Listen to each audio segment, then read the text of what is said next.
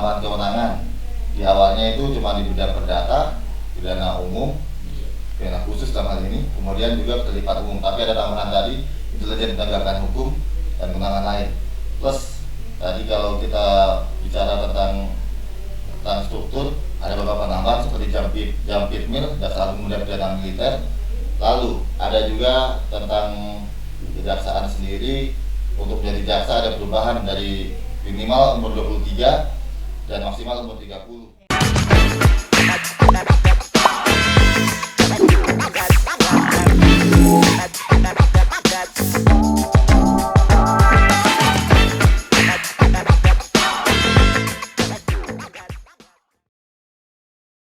Assalamualaikum warahmatullahi wabarakatuh. Selamat pagi, salam sejahtera untuk kita sekalian. Om Swastiastu, Namo Buddhaya, salam kebajikan, salam gotong royong, salam literasi digital.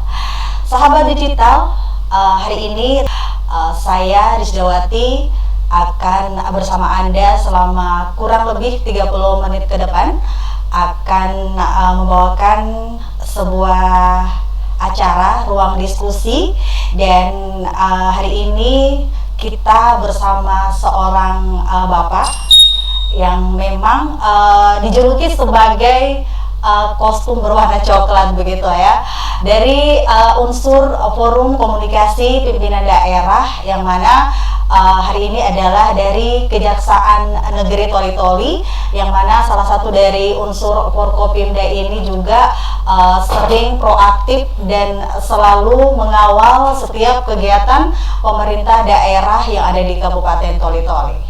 Baik sahabat digital, Kejaksaan Republik Indonesia merupakan lembaga pemerintahan yang melaksanakan kekuasaan negara secara merdeka, terutama melaksanakan tugas dan kewenangan di bidang penuntutan dan di bidang penyidikan dan penuntutan perkara tindak pidana korupsi dan pelanggaran HAM berat, serta kewenangan lain yang berdasarkan undang-undang.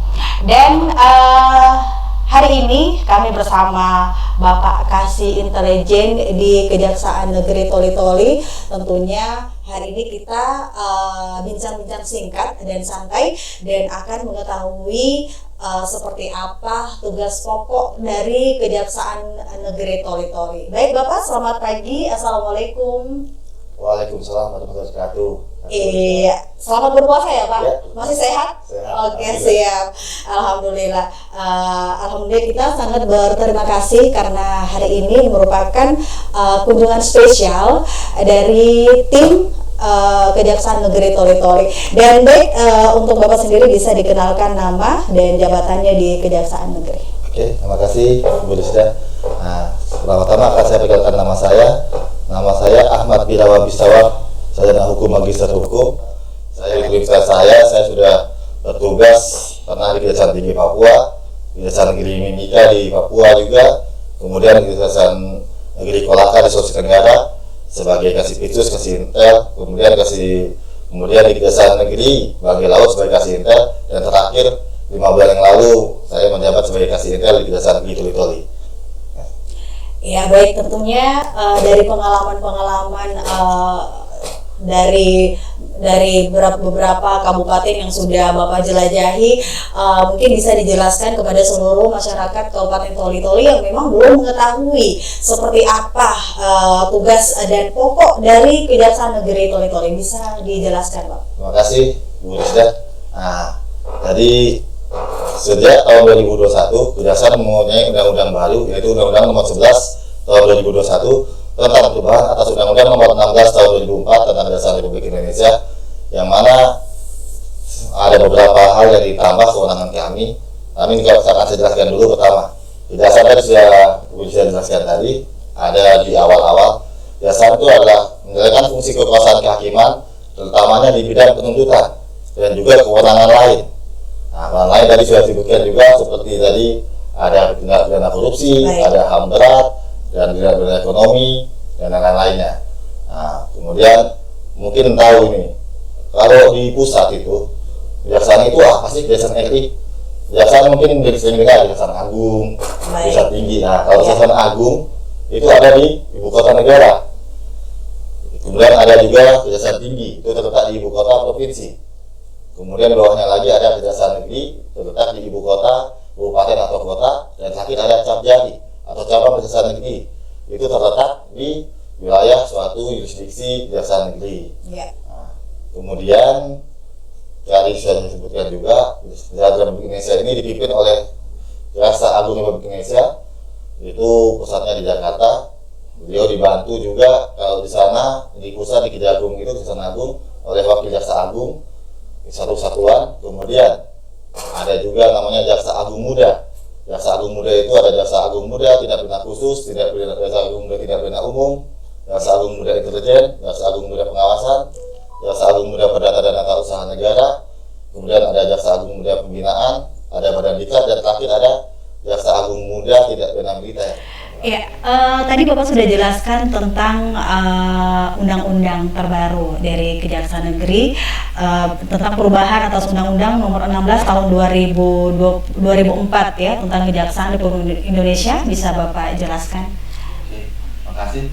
Di undang-undang terbaru ini sudah saya sebutkan di awal juga Bu, tadi ini ada beberapa penambahan kewenangan.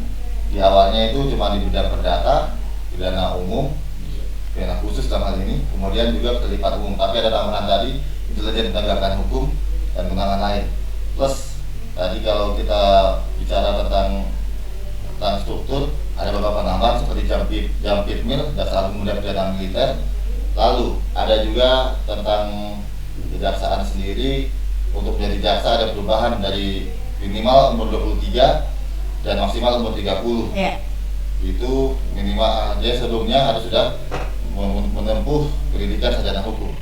Ya, baik Pak, untuk yang sudah Bapak jelaskan tadi bahwa struktur dari kejaksaan itu ada dari tingkat tinggi, kemudian ke kejaksaan negeri, dan untuk di lingkup Kabupaten Toli-Toli strukturnya seperti apa? Karena kita melihat di kabupaten misalnya di Dampal ada kejaksaan, di Toli-Toli Utara juga ada kejaksaan. Bisa dijelaskan seperti itu? Terima kasih Bu.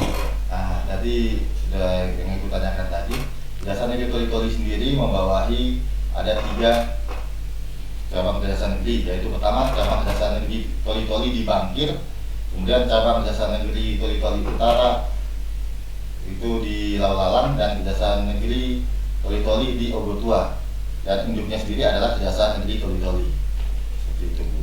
Jadi kalau mungkin sering dengar tuh Kejaksaan Negeri Toli-Toli Bangkir bukan, itu Capjari, cabang kejaksaan negeri. Di bawahnya dari Kejaksaan Negeri Toli-Toli. Nah, jadi ada 3 di Bangkir, Kejaksaan Negeri Capjari Bangkir, Capjari Laulalang, dan Capjari Ogo Tua. Iya, untuk misalnya kegiatan sendiri dari 3 kecamatan itu, apakah memang mungkin ada pelanggaran-pelanggaran situ? Apakah mungkin harus dikoordinasikan dulu ke tingkat kabupaten gitu? Oke, terima kasih. Karena sesuai dengan namanya, kami Capjari, cabang kejaksaan negeri, tetap harus namanya ada hierarki, ada koordinasi. Jadi tetap melaporkan kepada Kejaksaan Negeri Pusinduk atau pusat. Dalam hal ini di sini 3 Capjari tadi harus melapor kepada Kejaksaan Negeri Toli-Toli. Iya. Ya, untuk tugas pokoknya sendiri untuk yang ada di kecamatan, apakah memang sama seperti tugas pokok Kejaksaan Negeri yang ada di kabupaten? Ya, terima kasih. Nah, dalam pasal 30 ini, 30 Undang-Undang 11 2001, itu tugas pokok dan kewenangan kejaksaan itu terutama satu ada tugas di bidang pidana, kemudian di ketertiban umum, kemudian 3 di perdata dan tata usaha negara, 4 di intelijen penegakan hukum, dan 5 kewenangan lainnya seperti mencekal, menangkap, kemudian menyadap, itu termasuk dalam itu. Jadi semua tupoksi jaksa itu sama, baik di Capjari, baik di Kejaksaan Negeri, baik di Kejaksaan Tinggi maupun di Kejaksaan Agung. Kalau namanya kejaksaan, tugasnya kewenangannya sama. Baik. Ya baik, kita melihat dari struktur organisasi dari kejaksaan, mulai dari tertinggi, kemudian di bawahnya di tingkat kabupaten, dan untuk ASN di Kejaksaan Negeri itu tidak sama seperti ASN pada umumnya begitu, yang ada di kementerian maupun di lembaga lain, karena kita lihat dari segi profesi ataupun dari karakteristik itu berbeda begitu ya Pak ya. Untuk di intern di Kejaksaan Negeri Toli-Toli sendiri, mungkin apakah seperti di ASN pada biasanya, misalnya kalau melanggar aturan, ada tindakan administrasi atau mungkin teguran kepada bawahan begitu. Untuk di ASN yang ada di Kejaksaan Negeri, apakah mungkin ada sanksi ataupun mungkin tindakan administrasi bagi ASN yang melanggar prosedur di lingkup Kejaksaan Negeri seperti itu? Oke, terima kasih. Sebelumnya saya jelaskan dulu, dalam Kejaksaan Negeri, dalam Kejaksaan Negeri Indonesia ini itu ada dua pegawainya, satu jaksa dan dua non jaksa atau aparatur sipil negara non jaksa. Maksud kami tata usaha negara. Nah, kalau namanya masalah kalau dalam melakukan pendidikan, penuntutan atau pemeriksaan itu harus izin jaksa agung, nggak bisa langsung kami langsung diperiksa. Nah, tapi kalau masalah pengawasan itu akan ada dari atas, kami kan hierarki juga, kami komando juga hierarki dari atas ke bawah tetap sama, aturannya hampir mirip lah, seperti biasa, bisa melakukan teguran dulu, baru kemudian penindakan. Gitu. Oke, baik. Dari Kejaksaan Negeri sendiri, kira-kira di Indonesia itu disebut sebagai eksekutif omtenar begitu ya. Artinya Kejaksaan Negeri sebagai satu-satunya instansi yang melaksanakan putusan pidana. Apakah hanya pidana saja? Nah, jadi saya ulangi lagi, ya. Kejaksaan itu fungsi utama, kewenangan utamanya adalah di bidang penuntutan. Nah, situ hanya jaksa lah atau jaksa agung yang bisa menentukan suatu perkara itu naik atau tidak ke proses selanjutnya atau di pengadilan. Baik. Nah, dituntut itu. Jadi kalau itu ada istilah kami namanya asas dominus litis. Jaksa adalah pengendali suatu perkara. Apabila dia memenuhi unsur, perkara itu nggak bisa naik. Tapi itu ada kewenangan di jaksa. Kemudian masalah eksekutif omtenar tadi, mengatakan putusan pengadilan itu dijelas atau dijelas di undang-undang. Kita ada di situ di pasal 30-nya Undang-Undang 16/2004, sebenarnya juga diubah Undang-Undang 11/2001. Salah satunya adalah menjalankan proses pengadilan. Itu satu-satunya yang sementara hanya jaksa sebagai eksekutor. Ya baik. Dan selanjutnya ini Pak kasih intel kira-kira seperti apa trik-trik atau strategi yang dilakukan oleh pihak Kejaksaan Negeri Tori-Tori untuk meminimalisir begitu pelanggaran hukum yang berkaitan dengan anggaran. Terima kasih. Jadi di dalam Kejaksaan sendiri ada beberapa bidang. Seperti pertama kami di seksi intelijen, kami mempunyai bidang penyuluhan hukum, mempunyai tugas untuk melakukan penyuluhan hukum dan penanganan hukum kepada siapa saja, terutama kepada para pemangku kepentingan maupun pelaksana uang negara untuk memberikan pemahaman bahwa ini ada di semua aturan itu, ada dia mengatur tentang perbuatan itu. Jadi sering kami namanya penyuluhan hukum dan penanganan hukum. Ini mungkin insya Allah kami akan laksanakan di minggu depan. Oke. Di pemerintahan. Ya baik. Kita melihat ini untuk tahun mendatang itu merupakan tahun-tahun panas ya. Seperti itu di tahun-tahun politik ya Pak, untuk pemilu kemudian pilkada serentak tahun 2024. Kira-kira dari Kejaksaan Negeri sendiri kesiapan apa yang mungkin dilakukan dalam pelaksanaan dari pola penanganan tindak pemilu, atau mungkin ada membentuk tim khusus begitu? Ya, terima kasih. Kejaksaan sendiri tergabung dalam namanya ada tim Gakumdu, sentra Gakumdu. Itu bersama-sama dengan Bawaslu dan juga kepolisian. Baik. Nah, itu fungsinya di situ ada pendidikan oleh penyidik, polisi, dan kami juga menentukan bersama dengan Bawaslu. Nah, itu salah satunya. Kemudian kami juga selalu bekerjasama dengan stakeholder terkait, baik itu KPU maupun Bawaslu untuk mengajukan perkembangan untuk situasi keamanan dan ketertiban di suatu daerah. Ya, untuk pilkada atau pemilu nanti ini kira-kira pelanggaran seperti apa yang berkaitan dengan pemilu? Nah, kalau bicara pelanggaran itu kan memang belum terjadi, tapi seperti yang kita lihat itu ada diatur itu seperti banyak macam caranya, mau dia money politik lah, dia punya melanggar minggu tenang lah, dia mau sudah hukuman palsu lah. Baik. Tapi ini belum terjadi ya, tapi itu sudah diatur sebelumnya di dalam undang-undangnya. Kira-kira kalau hal itu terjadi, kira-kira sanksi seperti apa? Kalau sudah sanksi itu nanti bisa bilang tadi ada nanti diproses di Bawaslu, karena yang Gakumdu. Bawaslu tadi itu Bawaslu, kepolisian dan Kejaksaan tergabung dalam sentra Gakumdu. Kita di sini sentra Gakumdu, kemudian Tori. Nah, di situ akan dibahas baik dari dia punya perbuatan di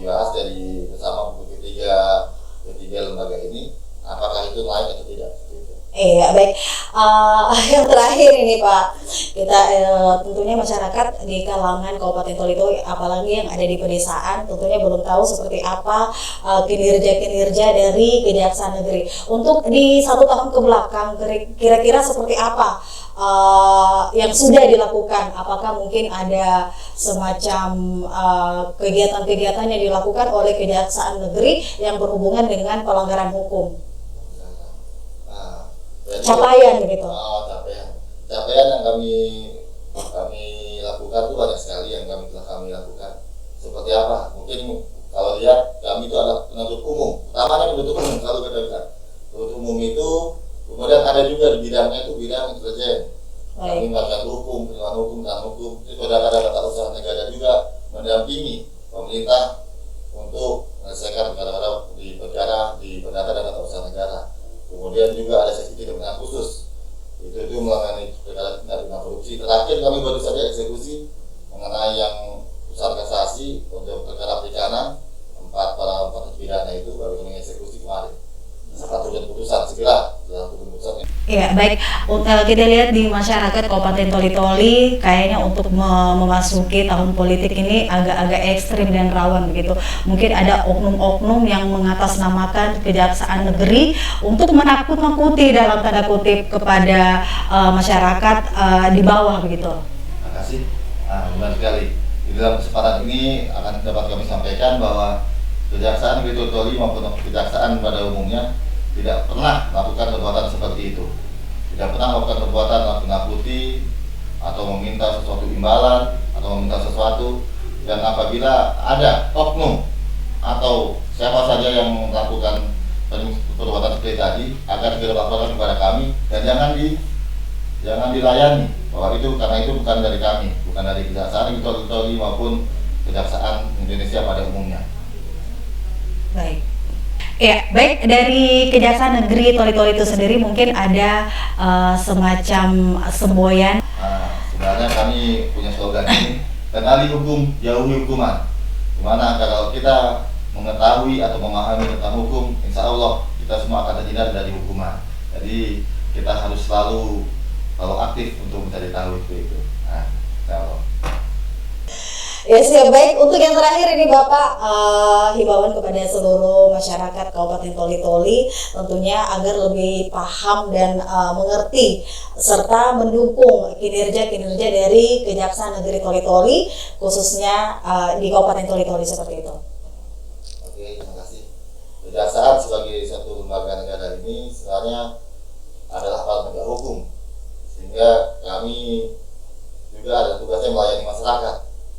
Kami membutuhkan masukan-masukan dari masyarakat untuk bersama bersama kami untuk demi kemajuan daerah ini dan juga penegakan hukum di daerah ini. Baik, terima kasih sahabat digital. Demikian ruang diskusi untuk hari ini, wawancara singkat dan santai bersama Kasih Intelijen di Kejaksaan Negeri Toli-Toli. Terima kasih atas waktunya Bapak, terima kasih banyak. Dan tentunya sahabat digital, dalam hukum seseorang bersalah ketika ia melanggar hak orang lain. Dan dalam etika, dia bersalah jika ia hanya berpikir untuk melakukannya. Saya Rizdawati beserta kru peliputan bidang IKP Dinas Kominfo Persandian dan Statistik Kabupaten Toli-Toli mengucapkan terima kasih dan selamat menjalankan ibadah puasa. Assalamualaikum warahmatullahi wabarakatuh dan salam literasi digital.